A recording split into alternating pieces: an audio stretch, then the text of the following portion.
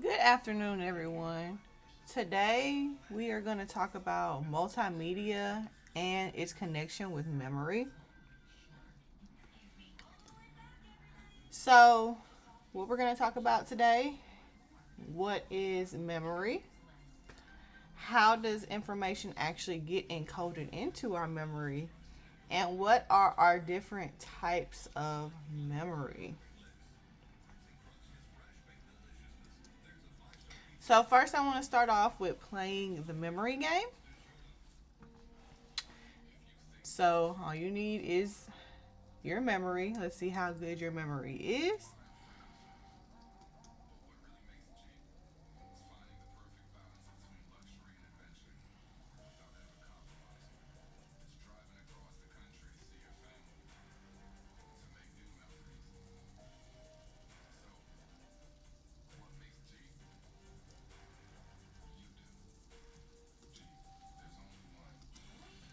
All right, so how well did you do with your memory?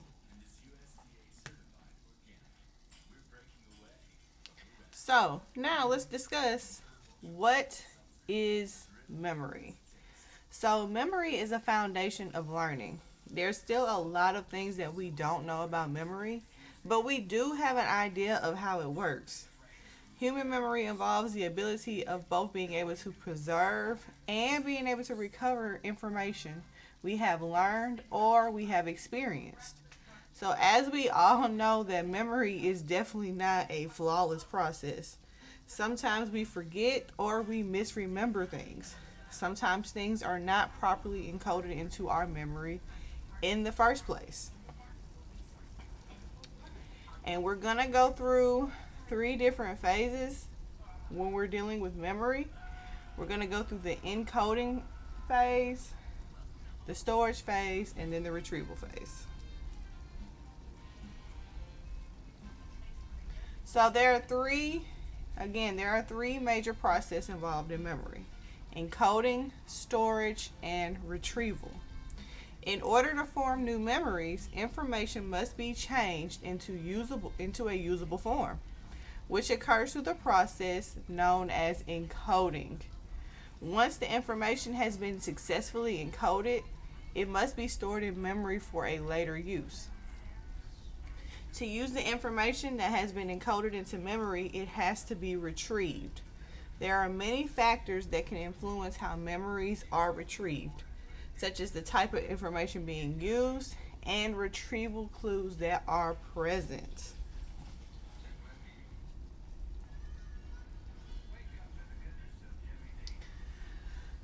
So, of course, like we said, memory process is not always perfect.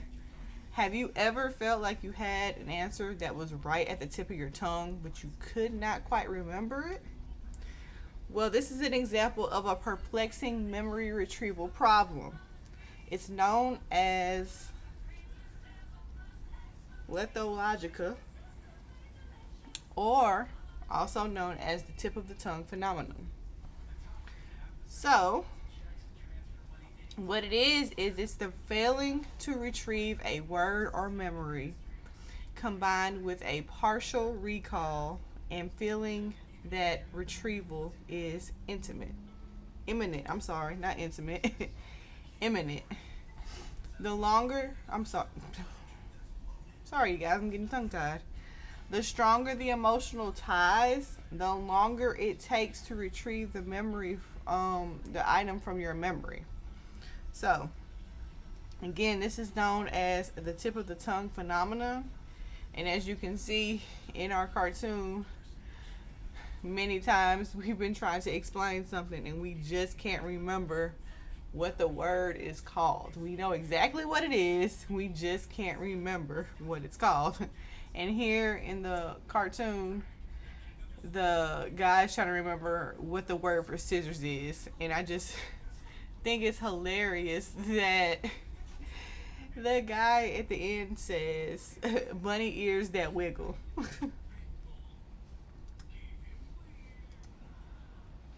So, we have three different types of memory that we're going to talk about today. We have something called sensory memory, short term memory, and long term memory. Those are our memory categories. So, first, we're going to talk about sensory memory.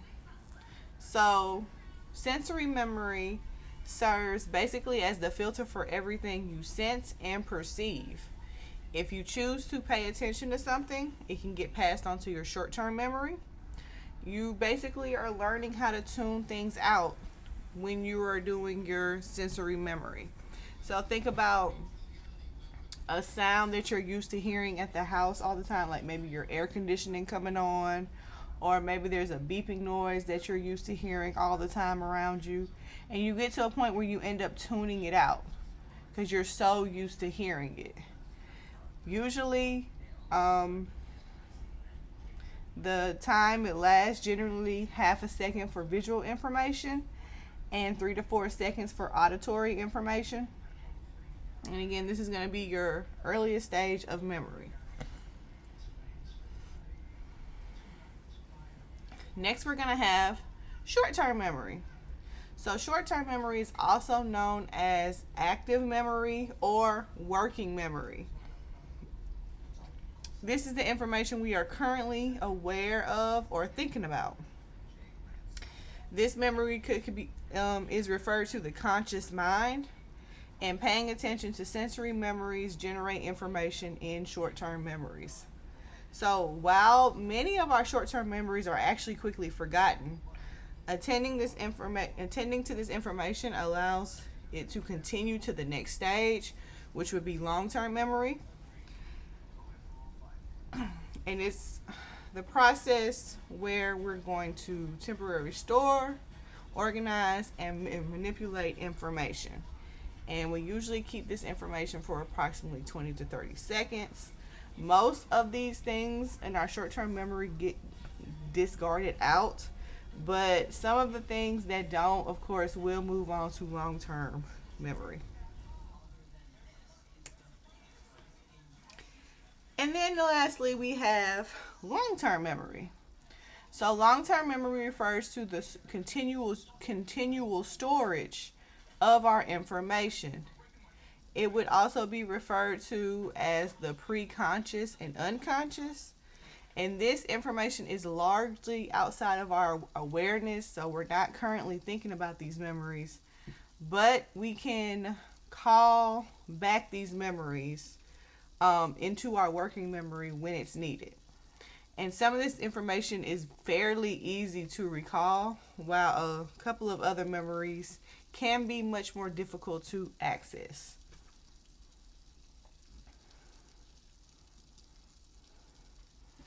And here we're going to watch a quick video of how we make memories.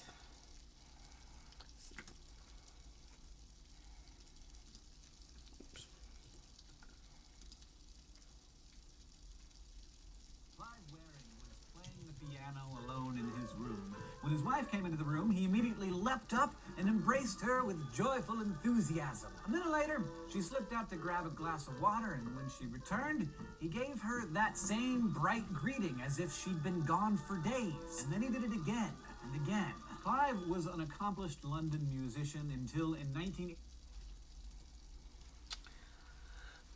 All right, so now let's talk about how memory and multimedia actually are intertwined with one another.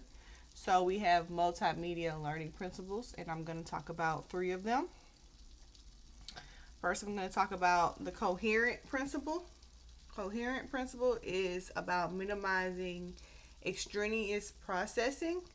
Instructors do not include information in their multimedia messages that will not be assessed. It's merely intended to spice up the presentation or distracts from learning goals overall. Okay, so that's what it does.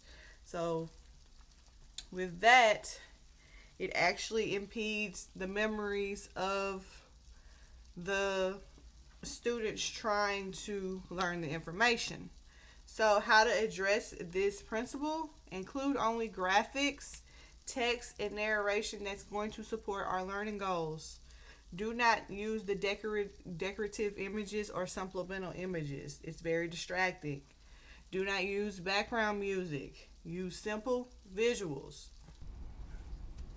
The next learning principle that we are going to talk about is going to be signaling. Okay? So, particularly when multiple pieces of information are on screen, learners need to know what to actually pay attention to when they are in a presentation and how to integrate the information to construct their own mental models. According to the signaling principle, recommends that instructors add cues that direct learners add cues that direct learners' attention to material, but don't overdo it. So you should only use the signal sparingly. So things like arrows, highlighting, and other signals to draw attention to very important information. Include an advanced organizer and refer back to it when you advance to a new section.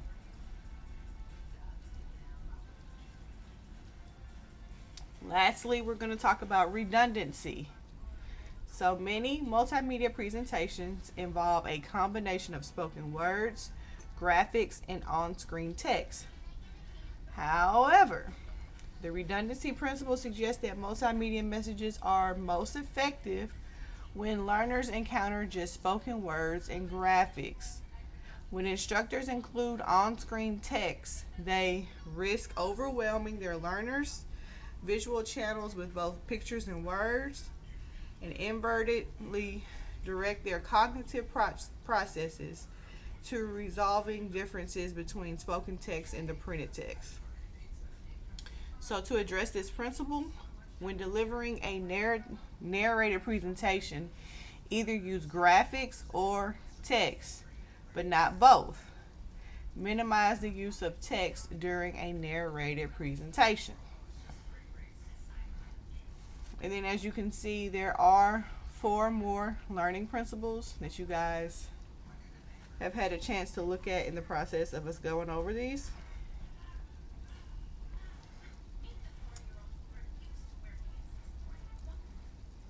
So, what are the things to remember from our presentation? Memory relies on encoding and retrieval. So, when designing material, think about how it can become long-term memory and how the learner can retrieve it later. Things need to be significant to learners to attract their attention. Memory has its limits. Do not overwhelm the learning. Chunk information to make it more manageable. And that is our presentation for today. Thank you for joining us. Thank you for taking out time in your busy schedule. Hope you have a wonderful rest of your day.